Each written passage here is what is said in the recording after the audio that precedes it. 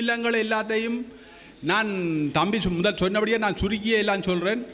இந்த தவிசாளர் எங்களோட தமிழ் இனத்தின் தவிசாளர்கள் எல்லாரிடமும் நான் கேட்பது இப்போ துயிலுமில்லம் என்ற பேரோடு பதியப்பட வேணும். பதியப்பட்டு கோயிலுக்கு எப்படி நிர்வாகம் இருக்கோ அப்படி ஒரு நிர்வாகம் துயிலுமில்லங்களுக்கு தேவை. அதில் அரசியல் கலப்பில்லாத ஒரு நிர்வாகம் தேவை.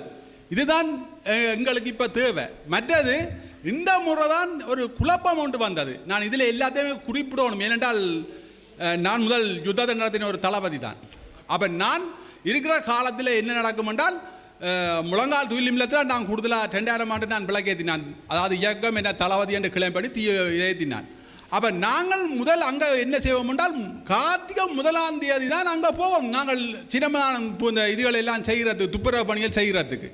பிறகு 21ஆம் தேதி நாங்கள் சிவப்பு மஞ்சள் கோடி கட்டி புலிக்கோடி அதாவது புலிக்கோடியும் ஏற்றி நாங்கள் 10 மணி 9-10 சரியாக நேரம் எனக்கு தெரியல ஏற்றுவோம்.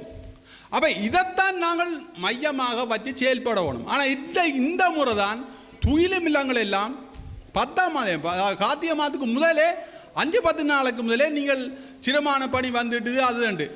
கார்த்திகை 1ஆம் தேதி என்றால் அது எங்களோட வீர செல்வங்களின் மாதம். அதே மாதிரி 21ஆம் தேதி என்றால் அது கடைசி வாரம். அதில் 27ஆம் தேதி அது எங்களோட செல்வங்களை எல்லாரும் தொழுகிற நாள். அப்போ இதை நீங்கள் எல்லாருமே கருத்தில் எடுத்துக்கொள்ளணும். மற்றது கடல் புலிகளின் ஆளுகைக்கு இருந்த துயிலுமில்லம் எல்லாத்துக்கும் நீலக்கொடி சேர்க்கப்பட்டது. இப்போ ஒரு இடமும் சேர்க்கப்படுவதில்லை. நான் முன்னாள் கடற்புலி தளபதி தான். தயவுசெய்து நான் இப்போ உங்களோட கேட்குறது இந்த நாட்டு குடிமகன் ஒரு தமிழனாக தான் கேட்குறேன். தமிழற்ற கடற்படையின் வீரத்தின் குறியீடு தான் அதாவது நீலம். அப்போ இந்த நீலத்தை ஆறார் மாவீரன் நாள் நிகழ்வு செய்கிறீர்களோ அத்தனை பேரும் அந்த நீலத்தை நாங்கள் சேர்க்க வேணும். இல்லை என்றால் எங்களோட வரலாறு சொல்லப்படாமல் போகும். அப்போ தயவு செய்து இதுகளை எல்லாத்தையும் நீங்கள் எனக்கு 55 வயது இன்னும் எவ்வளோ காலம் நான் இருப்பேன்னு தெரியாது. நான் இந்த முறை இன்றைக்கு இதில் இந்த சந்தர்ப்பத்தில் கலக்கோனுக்கு நான் நன்றியும் பார்த்துன்னு சொல்கிறேன். இந்த சந்தர்ப்பத்தில் என்ன அழைச்சதுக்கு. அப்போ இப்படியான விஷயங்கள் பலது இருக்குது எங்கள்கிட்ட. மற்றது முழங்கால் துயிலுமில்லத்தில் நான் உரையாற்ற இந்த வடிவாக நீங்கள் கேட்கணும். ஒரு முறை இந்த முறையில் போன முறை மட்டக்களப்பிலேயும் அலும்பில் துயிலுமில்லத்திலேயும் சிவப்பு மஞ்சள் கோடியை அறுத்து நிகழ்வு இராணுவம் அதை அரசப்பட முதலிருந்த ஆட்சியாளர்கள் குழப்பினோம். அப்போ நான் அதில் உரையாற்ற சொல்கிறேன். நான் முன்னாள் தளபதி, அது அங்காளவை. இப்போ இந்த நாட்டு குடிமகன். இந்த நாட்டு குடிமகன் என்றால் இறந்தவர்களும் இந்த நாட்டு குடிமக்கள். இந்த மக்கள் குடிமக்களாகிய நாங்கள் சிவப்பு மஞ்சள் கோடி காட்டி வழிபட எங்களுக்கு உரிமை இல்லை என்றால் இது மனித உரிமை மீறல். வழக்கு போடுவோம் என்று சொன்னேன்.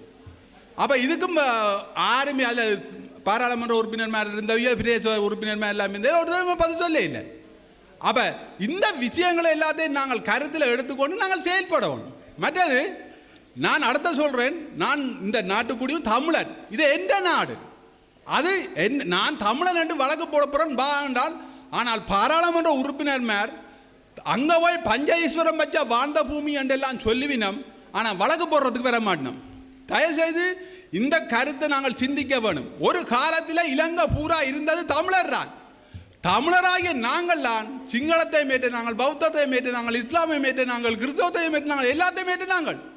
இப்போ மாறி போய் எங்களோட கண்ணை நாங்களே குத்துறோம், நாங்களே எங்களை கொல்லுறோம். அப்போ இதுக்கெல்லாம் நாங்கள் வழி காண வேணும். வழி கண்டு தான் நாங்கள் எதையும் செய்யலாம். தயவுசெய்து இதை எல்லாரும் சிந்திக்கிற காலம்.